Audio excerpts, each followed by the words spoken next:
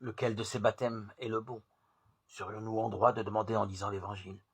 Le premier est celui donné par Jean qui baptise avec de l'eau. C'est un baptême en attendant. L'Évangile le dit, le peuple attend le Messie. Selon la prophétie d'Isaïe, il doit aplanir les chemins rocailleux afin de faciliter la venue du Messie, comme on le fait lors de la visite d'un personnage important, en remettant en état les infrastructures.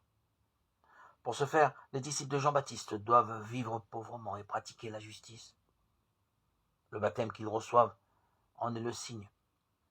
Puis Jean-Baptiste évoque un baptême dans l'Esprit Saint sous le signe du feu.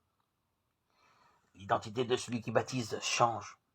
Jésus n'est pas nommé, mais celui qui vient est plus fort que Jean, et il baptise dans l'Esprit Saint et le feu. On en conclut qu'il s'agit du Messie véritable. L'Évangile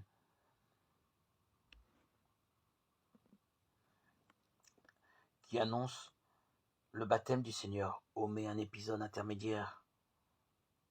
Jean est mis en prison.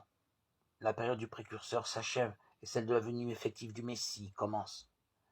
Mais si Jésus est le Messie, pourquoi est-il baptisé par Jean et que signifie l'effusion d'esprit et la parole qui l'authentifie comme fils? Cet épisode montre que la révélation n'est pas abstraite. La colombe et la voix qui descendent du ciel attestent d'une relation personnelle et filiale. En recevant le baptême de Jean, Jésus s'inscrit dans l'attente du peuple.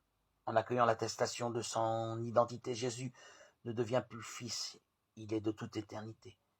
Mais il nous est révélé comme oint de Dieu, celui qui porte le signe messianique de l'onction spirituelle.